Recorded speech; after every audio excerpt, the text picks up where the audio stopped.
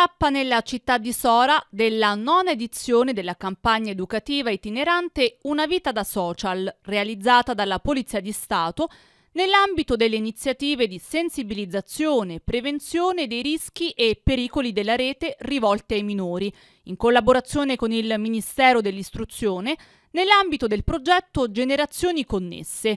Il track della Polizia di Stato, dopo la prima giornata a Frosinone, dove ha incontrato oltre 600 studenti, oggi si è dedicato agli alunni della città di Sora.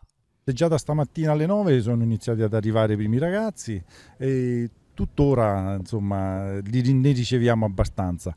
Facciamo entrare dentro questo piccolo, anzi grande, track che voi vedete, gruppi da circa 25 persone, 25-30 persone, è areggiato da sopra proprio per la legge anti-Covid e cerchiamo di star vicino a loro, ci siamo sempre, per fargli capire la pericolosità e per fargli capire soprattutto di come navigare in sicurezza nella rete. Loro sono dei nativi digitali, quindi credono di saper usare bene tutti questi apparati, questi device. Spieghiamo loro la pericolosità di stare spesso su questi social e soprattutto facciamo capire loro di non dare mai confidenza a sconosciuti quando incontrano nella rete. Ciò che incontrano nella rete è sempre pericoloso. Il mondo virtuale nasconde molte insidie e questo cerchiamo di farlo capire ai ragazzi con dei filmati, però vedo che sono molto interessati, quindi i ragazzi ci sono. Ho notato una cosa, la scuola c'è, i ragazzi ci sono, le istituzioni, noi ci siamo e ci saremo sempre. Ho notato negli anni che le famiglie sono un po' assenti, ecco. Quello che io sollecito infatti da parte degli insegnanti è una presenza un po' più assidua da parte dei genitori che devono essere un po' più presenti, ecco. Questo l'ho notato, sempre un piccolo appunto che io faccio alle famiglie. Dico loro, noi ci siamo, per qualsiasi cosa chiamateci, siamo su tutti i siti, quindi basta che vedete sezione Polizia Postale e delle Comunicazioni e rispondiamo a tutti.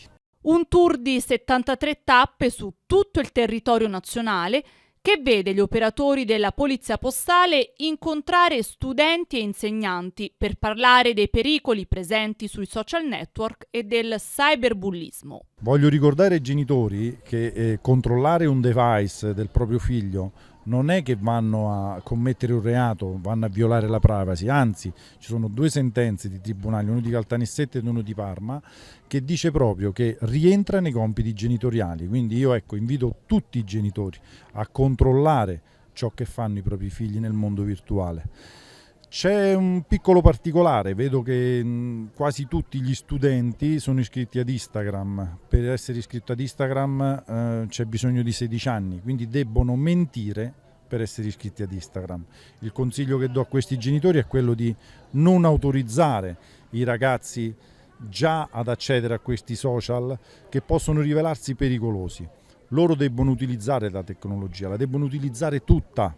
Cioè la rete deve essere un nostro alleato, i device devono essere nostri alleati, la tecnologia deve essere un nostro alleato, non deve essere una nostra nemica, devono utilizzare la rete con intelligenza. Noi cerchiamo di fargli capire questo con questi incontri. Ci sono istituti che sono particolarmente assidui, nel senso che ci chiedono incontri, noi andiamo nelle scuole, ora con il Covid facciamo gli incontri attraverso delle piattaforme e noto che i ragazzi sono sempre più interessati. Ripeto, i ragazzi ci sono.